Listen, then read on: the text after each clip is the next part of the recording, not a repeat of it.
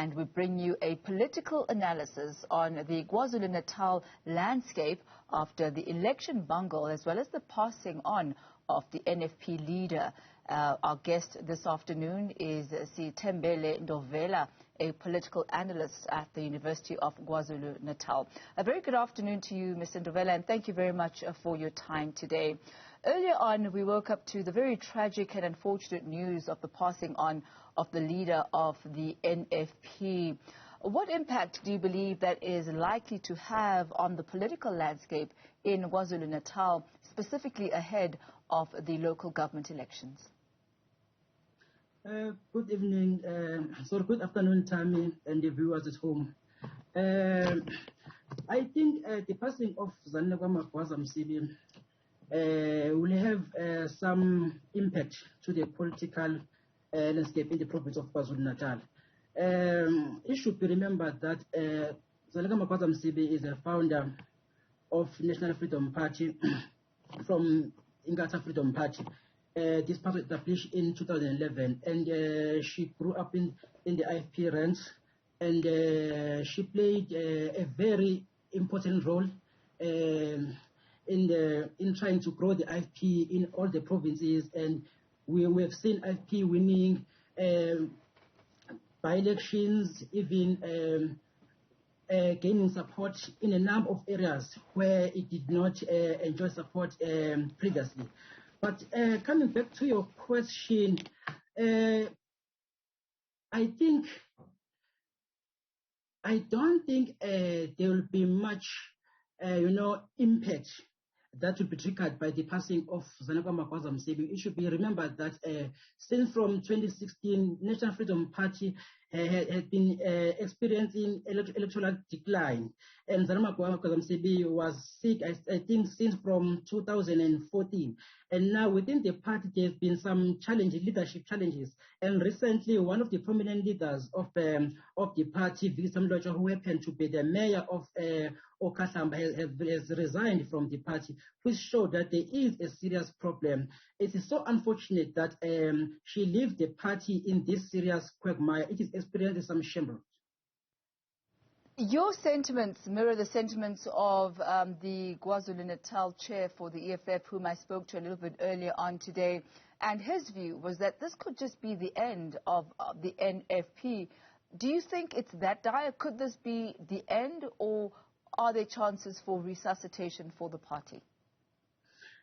No, I don't think this could be attributed to the end of the party. Remember, Zanele KaMagwaza-Msibi, as I've mentioned earlier on, that she experienced, this illness, I think, in 2014, and from there she was not active in the party. She will come maybe during the manifesto launch. She will get maybe a 15-minute slot to talk to the supporters. But some members within the party have been trying by all means, to try to manage the transition and also to cause calm within the party. But I think the NFP will continue to exist.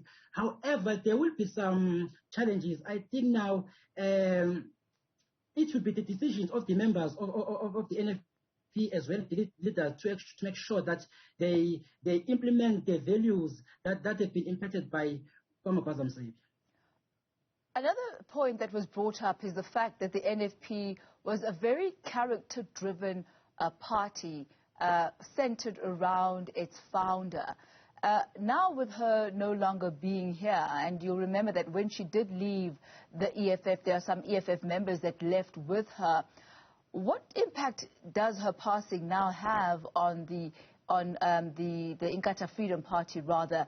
Does that in one way or other strengthen the Inkatha Freedom Party, the IFP? That will be not new. It should be remembered that in 2019, IFP enjoyed huge electoral support. One may argue that the IFP have worked very hard to ensure that they gain a lot of support. But on my position, where I'm standing, my view is that the support that the IFP have gained started in 2016 when the National Freedom Party failed, to register its candidates or the party to be part and parcel of the election process in 2016. Then in 2019, there were members of the NFP who decided to go back to the IFP. This will not be new, because this is something that has been existing and it will continue to exist. And there was this, assumption that when the NFP was established or formed in 2011, there were these allegations that the former president JZ played a crucial role in assisting KaMagwaza-Msibi to form the National Freedom Party.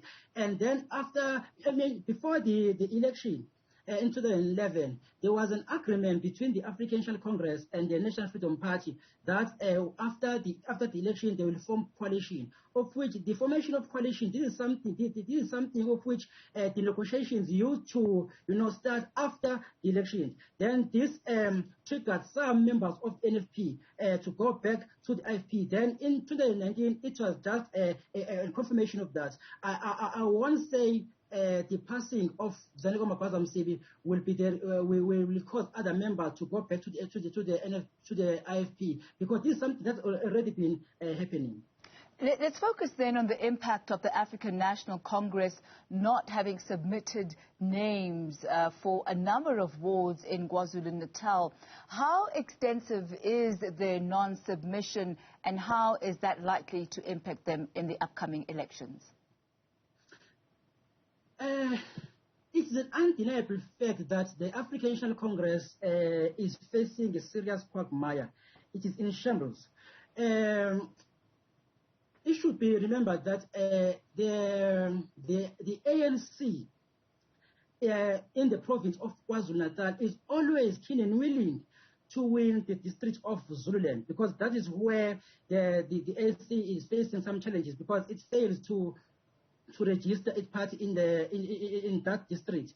And remember, in the province of KwaZulu-Natal, the ANC wants to gain control in that province, because since from 1995, in the dawn of local government elections, it had never led that province up until in 2011, where the ANC was able to be in control of that province. They formed coalition with National Freedom Party, that's where Zanele KaMagwaza-Msibi was the mayor of the district. But now, since the ANC failed to participate in these elections, particularly in that district, it will have a huge negative impact on the African National Congress, because I must state clearly that in that district, the dominant party is Inkatha Freedom Party, and it enjoys a huge support. But now, my anticipation is that after this election, the Inkatha Freedom Party might win all these local municipalities, and we must also take into cognizance that that is the district, that's where the leader of the IFP was born, and the people of that district, they are very loyal to the Inkatha Freedom Party. However, on the other hand, in other areas or local municipalities or districts in the province of KwaZulu-Natal, I cannot say there will be that much,